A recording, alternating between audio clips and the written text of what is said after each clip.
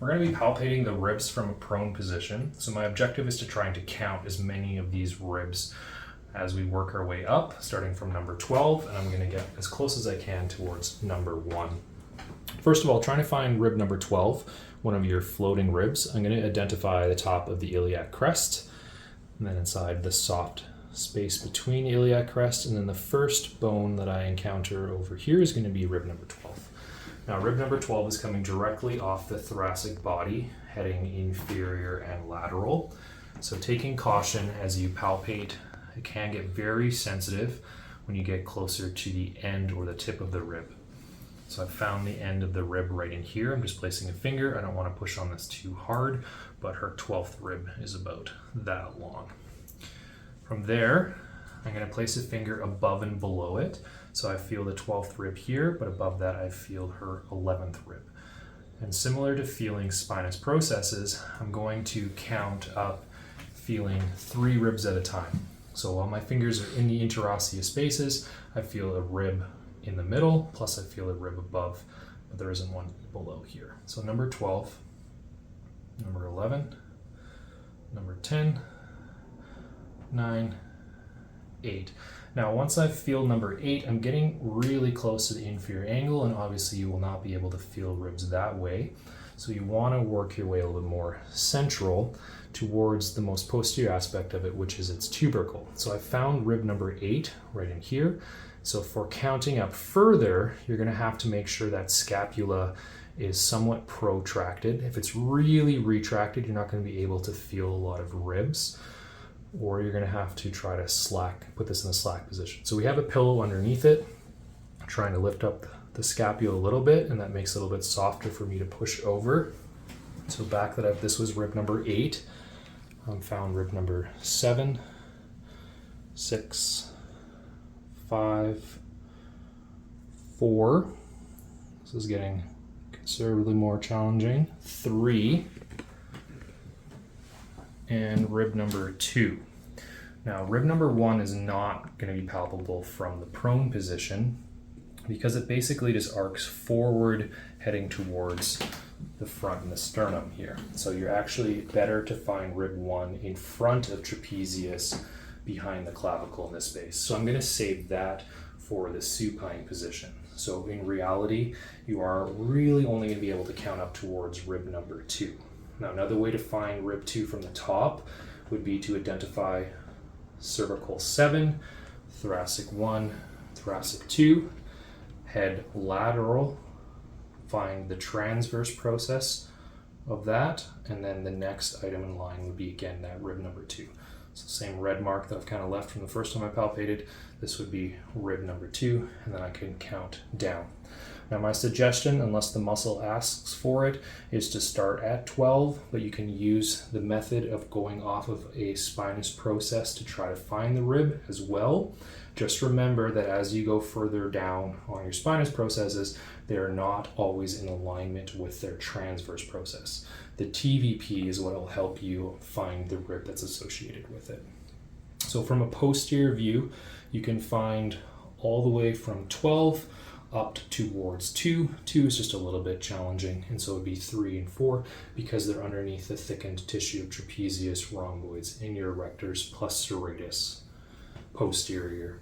So that is my counting of ribs from the prone position, and then we're going to find ribs in sideline as well as in supine.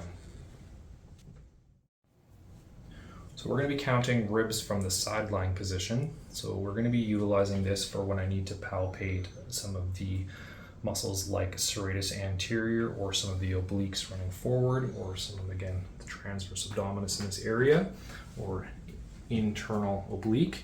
But I'm going to start feeling the top of the iliac crest, again the space, and then I have the first rib right here is rib number 12. So much like we did in the prone position, you can follow rib number 12 out until it ends. So rib 12 and rib number 11 are considered floating ribs because they don't actually make contact with the costal cartilage. So here's the end of her 11th rib versus this was the end of her 12th rib. So we have 12 we have 11, and now I'm going to be starting to work my way up along this lateral side. Now it is important to keep in mind that latissimus dorsi is covering a large percentage of the side here, and I want to obviously stay lateral to breast tissue as I'm working my way up. So rib number 12, 11, 10, 9, 8, 7, 6, and I'm going to start to turn my hand, and to get for the upper 5 ribs, which I'm at 5 right now, what I'm going to ask her to do is to take her arm out, put that elbow facing forward, and just make a bit of a fist. So this is my window that I'm trying to do, is go anterior to latissimus dorsi, but stay lateral to pectoralis major and breast tissue. Are you okay with me going up into your armpit? Mm-hmm. So rib number 5, rib number 4, number 3, and there's a really good chance you're not going to be able to palpate rib number 2 or 1. I am actually able to feel rib number 2, but I'm not going to be able to feel rib 1 from this position. So counting ribs all along the side is really good for a muscle like serratus anterior, which is attaching to the lateral aspect of the upper 9 ribs. So from this position, if you're working with the female or breast tissue, it's going to be nice because breast tissue usually drops towards the table, and therefore you're able to palpate all the way up along the side here. And this is how I would often treat serratus anterior as well.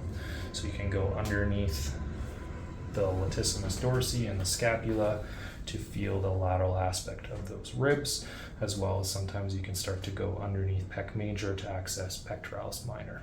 So this was counting ribs all the way from 12 up towards 3, possibly 2 in the lateral position.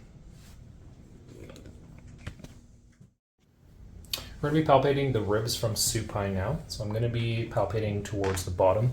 You may or may not be able to feel rib number 12. So I'm going to be sinking in from below, finding the iliac crest, and then finding the lowest and first rib that I feel, which is in this area right in here, rib number 12.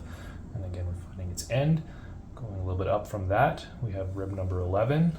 I'm going to follow this, and just take caution about pushing too hard on it because these ones are not attached to the costal cartilage. They can be a little bit sensitive towards their end. And now I've found rib number 10. Now the easiest way to know that this is rib number 10 is that it's connecting into the costal cartilage. It is the lowest rib to make contact. I consider it still a false rib because it doesn't go directly into the sternum.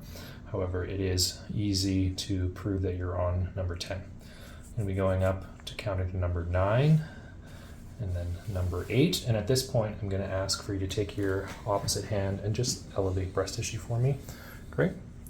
So I'm going to go back to the bottom just to make sure. Again, number 10, number 9, number 8, number 7, and number 6. And I won't be going any higher than that because obviously it's going underneath her hand, underneath breast tissue.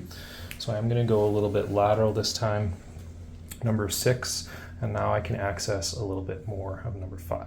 Now I'm going to take this arm and bring it up. I just ask you to hold it there for a second. So we have rib number 5, going a little bit higher than that, rib number 4, and sinking underneath for rib number 3. And I can feel rib number 2. I will not be going as far as rib number 1 from this position, but I've basically counted from 10 all the way up along the lateral aspect up in towards rib number 2. Please note that the ribs do travel inferiorly and centrally before arcing back along with the costal cartilage. But if you're in more of these middle ribs, they are heading towards the sternum. So they have a little bit more of a flatter pathway versus our bottom ones that are running quite inferior. So that is palpation all the way up along the side. Now we are going to ask you to return your hands, and we're going to go one more time just up along the center here. So following more costal cartilages now, we have costal cartilage number 10, 9, again 8, and the 7th one is going to be the first one that makes its way back up to the xiphoid process. If you wouldn't mind, again, taking your hand and just elevating the broad breast tissue line. Great. So I'm going to be able to follow 7 all the way up to the sternum and therefore our xiphoid process. So this is a lot of your rectus abdominis attachment in this quadrant here, as well as external abdominal oblique along the costal cartilages and the ribs in this area, and then serratus anterior will be lateral from that. So we've counted from, again, number 10 cc all the way up to number 7. And that's going to conclude our palpation. You can just add in the sternum palpation for the upper costal cartilages.